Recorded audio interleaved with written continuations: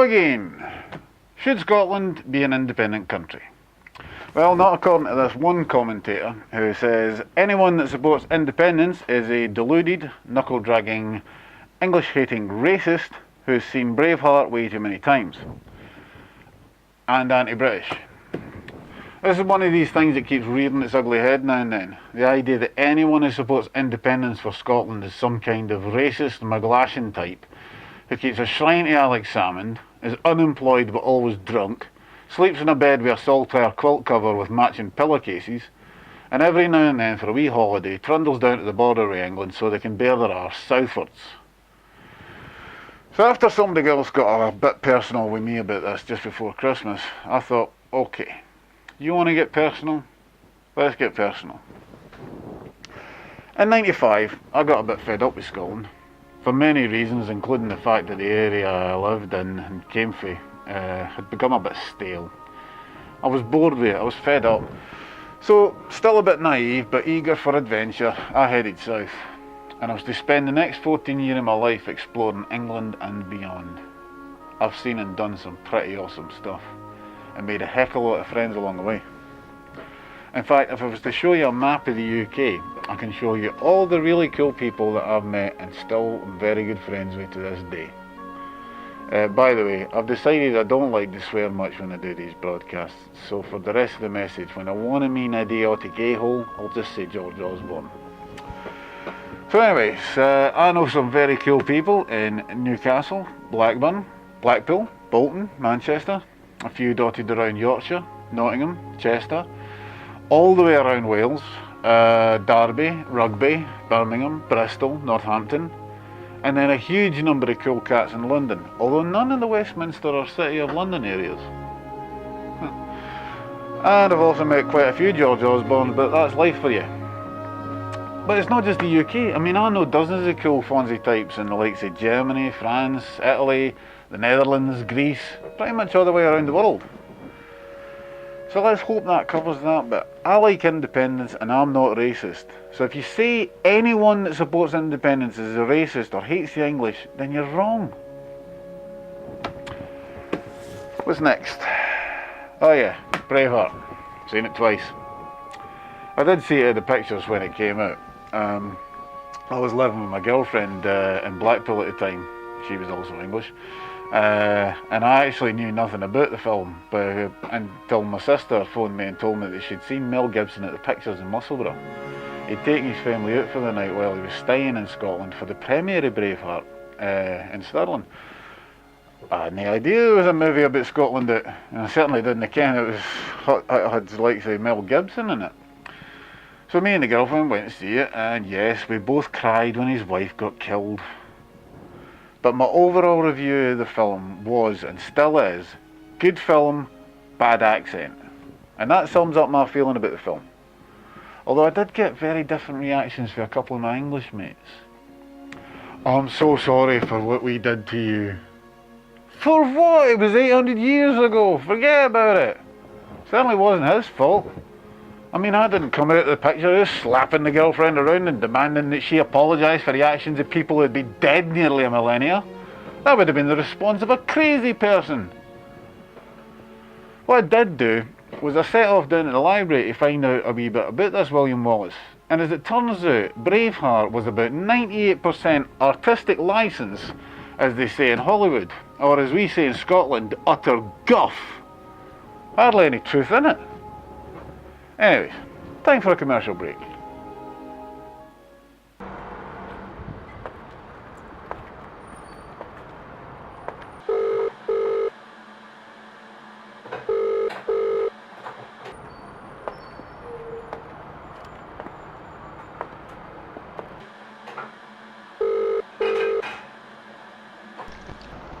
Revenue and Customs are not closing in on undeclared income. They're not clamping down on tax dodgers. In fact, they're even having problems answering their phones. That's because since 2004, successive Westminster governments have cut HMRC staff by 42,000. If you want more information, steer clear of the HMRC website, because that's rubbish too. Go on, get up, Michelangelo.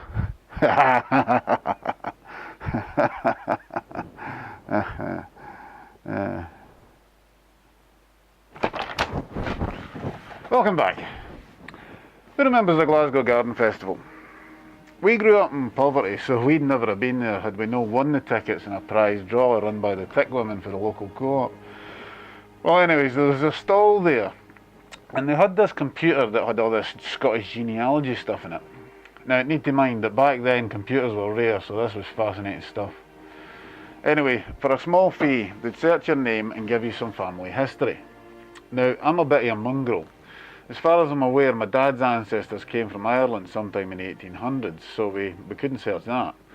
My mum's is really complicated, but somewhere back in our history is the Robertson clan. Now, this computer ran a search, and it said that our family could be traced back to the 1200s, and some even fought at Bannockburn alongside the Bruce.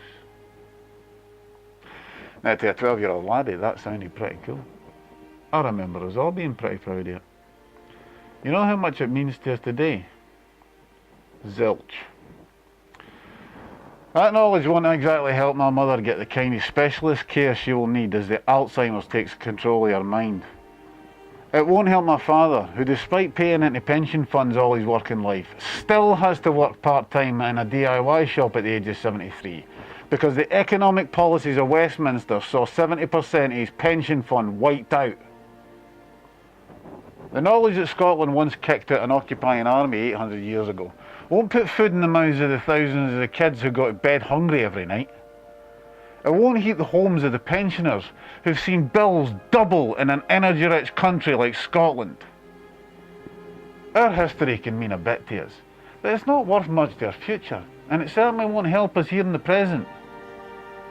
And if we are all just knuckle-dragging, saltire-waving, English-hating racists, then we must be very blinkered and short-sighted as well. After Scotland votes yes to independence, what will we do? Stand just this side of the border singing Freedom Sword and Flower of Scotland towards England for the rest of our days? I don't think so. No, I'll be way too busy lobbying Holyrood for the kind of cast-iron constitution that we will need to protect the people of Scotland from anyone who would seek to profit from the people of Scotland. Not the Scottish, the people of Scotland. Because last I checked, there was a lot of people here in Scotland that were not born in Scotland, even those that I disagree with over independence. And finally, am I anti-British? Well, I guess that depends on your definition of British. If being opposed to greed and corruption is anti-British, then I'm guilty. If demanding that companies pay their fair share of tax to fund the infrastructure that they use to help generate their huge profits, no matter how many jobs they provide, is anti-British, then I am guilty. If advocating for freedom, fairness and justice for all, instead of just for a wealthy few, is anti-British, then I am guilty. But to claim that we hate the English just because we support Scottish independence from Westminster is about as ludicrous as saying that because somebody supports equal marriage they must be gay. That's probably not the last we'll hear on this subject, but who knows? While the no better together bunch still have no credible reason against independence, it's a cert that they'll have to keep up with the name calling. Anyway, until we see each other again, always remember, the word is yes. Now go on, spread the word! McVie is very pleased that workfare has been deemed illegal. It's no more than a modern form of slavery and Ian Duncan Smith should be ashamed of himself. Vote responsibly.